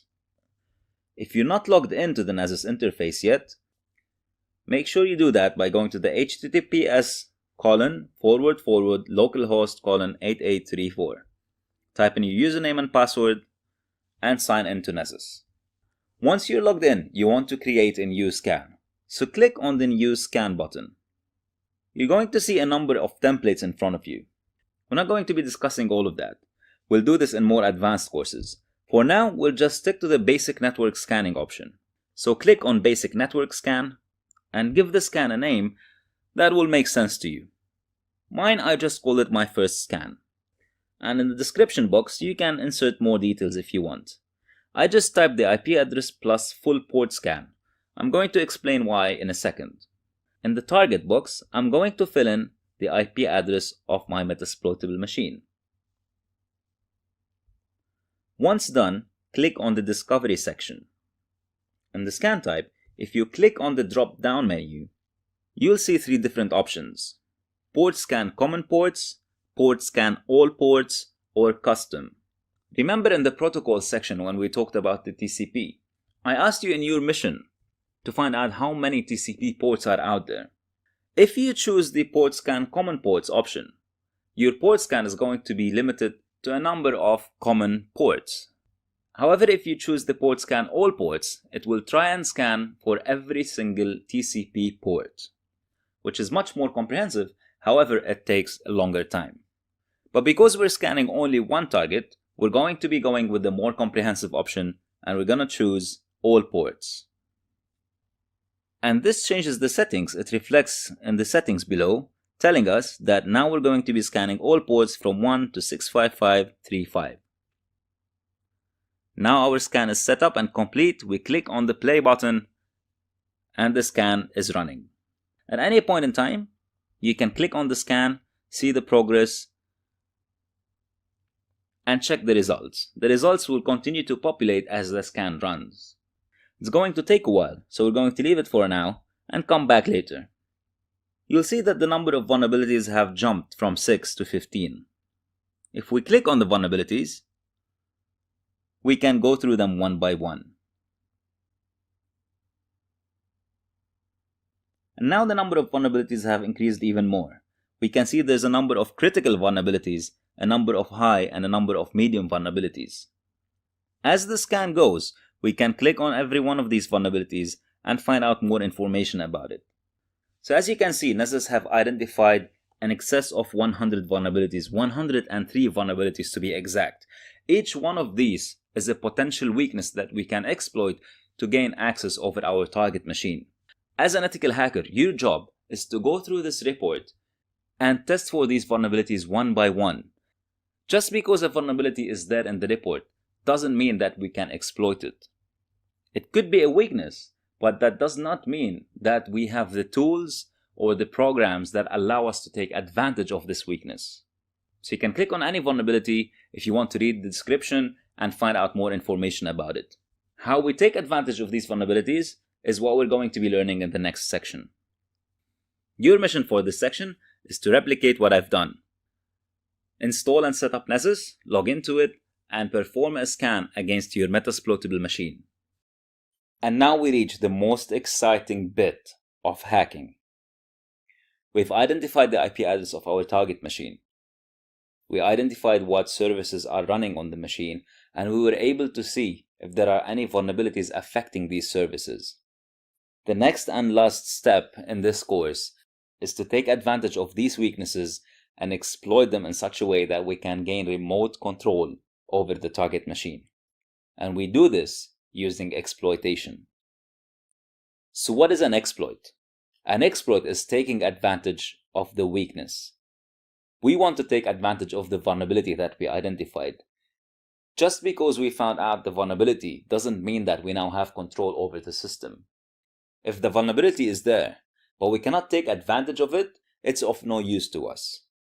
So an exploit could be as simple as guessing the correct password, for example. If your target machine has a weak password and you're able to guess it and connect to it remotely, you have successfully exploited the machine. The vulnerability in that case was a weak password, you took advantage of it, you exploited it, and you got full control over the machine. This is what an exploit is in its simplest form. A more complex exploit could be writing a particular program specifically tailored to the target. and this comes at later, more advanced stages in your hacking career. Luckily for us, there's an amazing tool that packages thousands and thousands of exploits in one package. And the tool is named Metasploit. You can either download and install Metasploit from their website, or you can use it from one of the readily available Linux distributions that are specially configured for ethical hacking. I'm going to include a separate video on how to download and install one of the Linux distributions that come pre-packaged with Metasploit and Nmap and a whole bunch of other tools. It is a Linux operating system though, so if you're still not comfortable with Linux, you can download and install Metasploitable for your Windows operating system. To do this, go to the Metasploit.com website and click on Free Metasploit Download. You're going to have to submit a request asking for a copy of Metasploit. That might take a few days for them to review the request and provide you with a copy. Once you have the Metasploit setup file, it's a straightforward process. Start the setup, follow the instructions, and you'll be done in no time. Keep in mind though that Metasploit has a lot of different exploits pre-built into it, and some of these exploits do not agree with firewalls and antiviruses. So if you have an antivirus setup, it might complain and pop up alerts saying that there are viruses being installed. That's not the case. These are just exploits that your antivirus might confuse for viruses.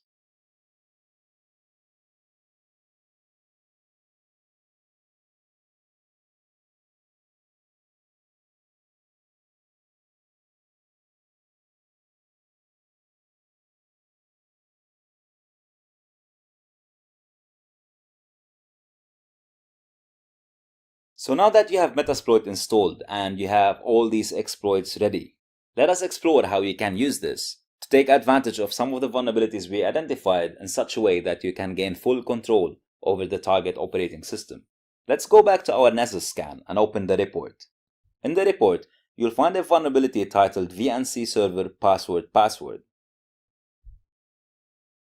What this basically says is that there's a service running on our target machine called VNC, and it has the weak password of password setup, which means that we would be able to connect to this remote server using the password.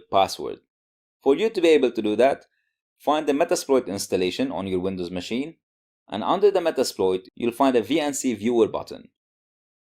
This is a VNC software that allows you to connect to a VNC server. If you're able to connect successfully to VNC server, you will have remote access to the target machine. For you to do that, fill in the IP address of the target machine, and the password we know by now that it is password. This is what Nessus was able to identify as a weakness. So we're just going to type password. And here we go. We now have graphical remote access to the Metasploitable machine. If you type who am I, this is a Linux command that returns the identity of the logged in user. You'll see that the output is root. On Linux, root is the equivalent of the super administrator on Windows. So now you have graphical access to the remote machine with full administrative control, just because one of the services on it has a weak password. Let us try a more complex exploit, something a little bit more fancy, something that looks a little bit more like hacker type stuff. Let's go back to our Nessus report and scroll down to the medium section vulnerabilities and find a vulnerability that starts with Samba 3.0.0. If we read the description of the vulnerability, it tells us that we can, using that vulnerability, exploit remote code on the machine, which means that we might be able to exploit the machine remotely. To read more about it, we can also see a link provided by Nessus. The link has a CVE number, which is a number unique to each vulnerability identified. Remember, just because there is a vulnerability, that does not mean that there is an exploit to this vulnerability. So there is a weakness, we know this for now. But can we take advantage of this weakness? Is there a way we can exploit it to our advantage so that we can take full control over the remote machine? Let's find out. There's a website dedicated to recording every single vulnerability out there. And you can find this website at exploit-db.com. Let's see if there's an exploit to the vulnerability. Click on search.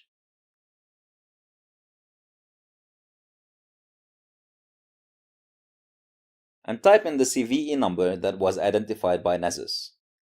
Type the CAPTCHA and click on search. It seems that we are in luck.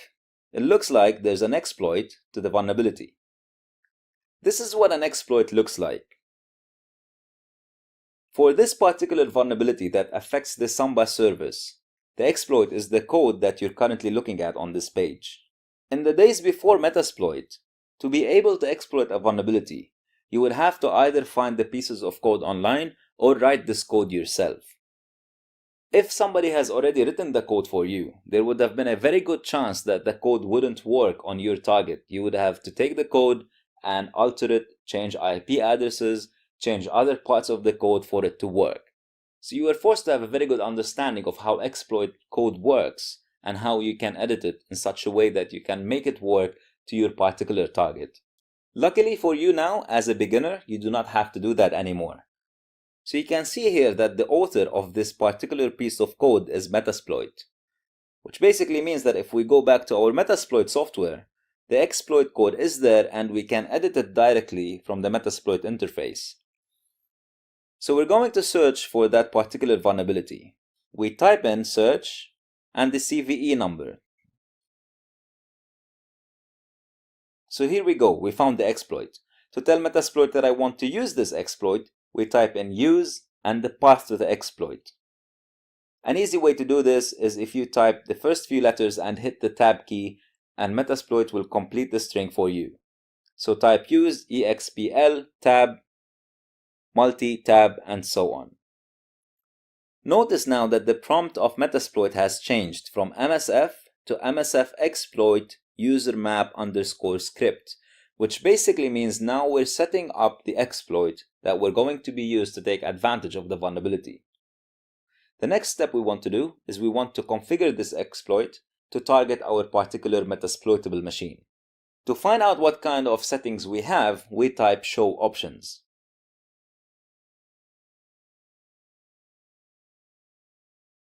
And we can see that we have two options we can change. The R host, which is the remote host, and the R port, which is the remote port.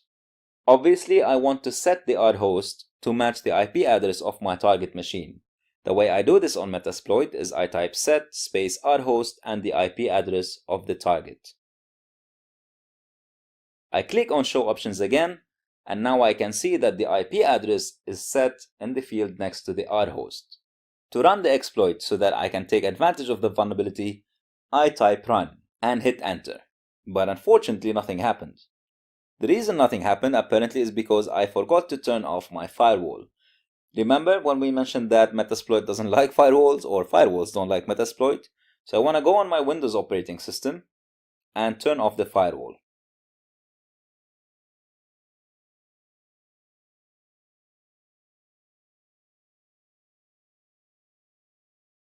Once that's done, I'm gonna try and run the exploit again. And now it looks like it's working. The exploit has finished running, and it looks like I have some kind of command prompt which I can use to type commands directly onto the target machine. So the first thing I want to do is find out what kind of access do I have on my target machine. I type who am I, and the response is root. So now I know that I have root or super admin access to the target machine. I type ifconfig to see the IP address and just verify that I am actually on the target. The IP address I can see is 192.168.140.128. Let's switch back to the VMware and see if it's the same IP address. There you go, 192.168.140.128. Let's do a little bit more of verification. I'm going to create a text file on the target machine using my Metasploit console. The command on Linux to create a file is touch and file name. So I'm just going to create a text file titled hacked. I type touch hacked.txt. Let me verify this. I'm going to do this just for the fun of it using VNC.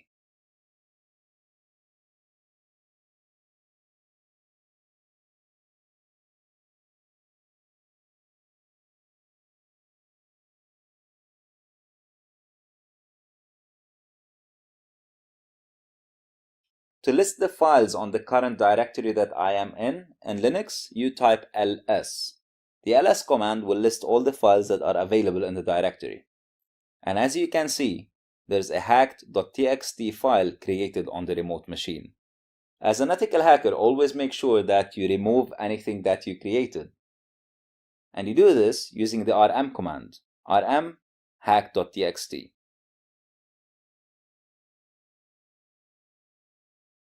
Let me double check that it's removed. I type ls again, and the file is not there. So I verified that I have full control over the machine. As root access, I can create files, I can remove files, and so on. To terminate the session and exit the exploit, I click Ctrl+C. So there you go. You have successfully exploited a remote machine using Metasploit. You have gained full control over it with root level access. You were able to create files, delete files on it, and you could have done whatever you wanted to that machine. There's a reason why I particularly chose this vulnerability that I chose. If you've noticed, it was within the medium category. It wasn't a critical vulnerability, it wasn't a high vulnerability, it was a medium. And by doing this, I wanted to convey a certain message. That you as an ethical hacker should never ignore any vulnerability you find in the vulnerability report. You should make an extra effort to verify each and every single one of these vulnerabilities, even the medium and low ones. A medium vulnerability in this case provided us with full root access over the target machine. So had we ignored it just because it was a medium vulnerability, we would have made a critical mistake. So your mission now is to go back to the Nessus report and review all these vulnerabilities, pick one of them that works with Metasploit, and try and exploit the machine using a different one than the one we showed you in the video. Good luck! With this, we reach the end of our Hacking for Beginners course. I would like to congratulate you on completing this course. You've come a very long way since we first began. We covered a lot of ground in this course, although it was a short course, but make no mistake, we have covered a lot of ground. And I hope by now you have gained a solid foundation and a very good understanding of all these concepts that we discussed in such a way that you can now start building on top of these. We talked about what the internet is and how does it work. What are IP addresses? What is the difference between public IP addresses, private IP addresses, and why they are needed? We talked about network address translation and how it connects private IP addresses to the internet. We also explained what DNS is and how it's an integral part of the internet. We talked about what servers are, what services are that run on these servers, and how all this comes together to create the internet that we know of. And we said that for you to be able to hack remotely, you need 4 different components: the IP address, an exposed remote service running on the IP address, a vulnerability in the service, and an exploit. Then we proceeded to explain what services and ports are, and how each service would have a different port number.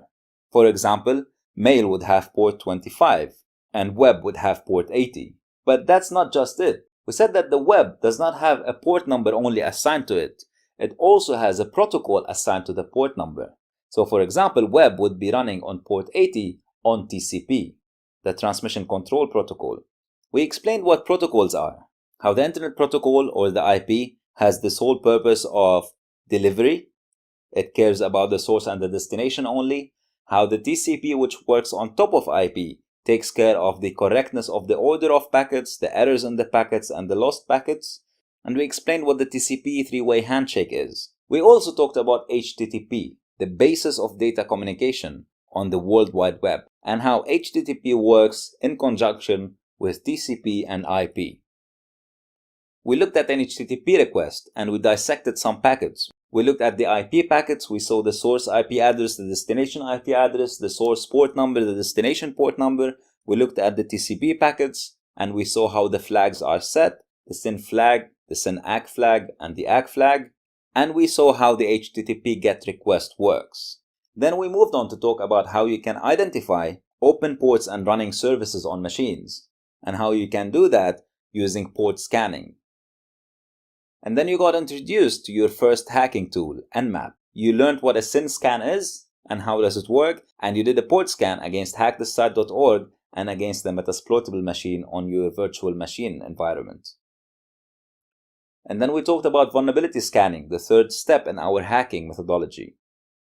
So first we identified the IP address, second we identified the open ports and running services, And then third, we identified the vulnerabilities on these services using the Nessus vulnerability scanning tool. We picked two vulnerabilities from the Nessus scanning tool, one vulnerability with a weak password and another one with the remote code execution vulnerability. The first one was super easy to exploit. All we needed was a piece of software that helps us connect to the service, and using the password we were able to log in remotely to the target machine. The second one was a little bit more complicated and a little bit more fancy. And for that, we used the Metasploit framework, which has thousands of exploits readily available in it. We picked the exploit that worked for us and we use it to gain remote access over the target machine. So with that, we covered the 4 stages of hacking. We identified the IP address, we identified the exposed running services, we identified the vulnerabilities on these services, and last but definitely not least, we exploited these vulnerabilities to take remote control over our target machine. So there's a lot of ground that you covered, so many different concepts that you learned, and for hanging in there, I would like to say congratulations. Now you might be wondering what's next for me. And to answer this question, I want to take you back to one of the very first slides, the Hackers Academy way of learning. First, you learn and master the foundations. Second, you practice, practice, practice. Third, you share knowledge. And 4, you learn some more.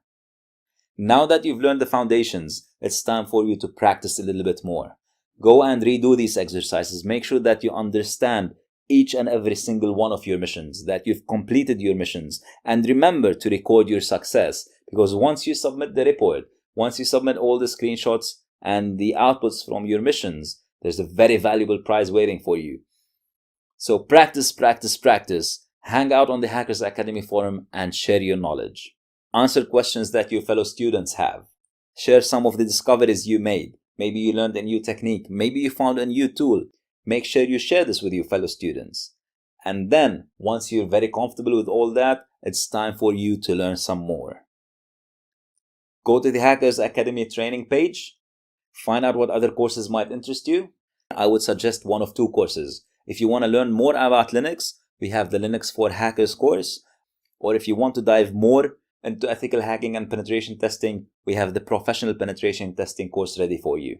But do note though that the Professional Penetration Testing course is a very challenging course. It's not an easy course. It's 4 or 5 days of continuous hands-on practical learning that teaches you how to become a professional ethical hacker. So pick one of the courses that you find yourself interested in. Get in touch with us, ask us about these courses and how you can enroll in them, and get on your way onto becoming a professional expert ethical hacker. I look forward to hearing soon from you, and until then, happy hacking.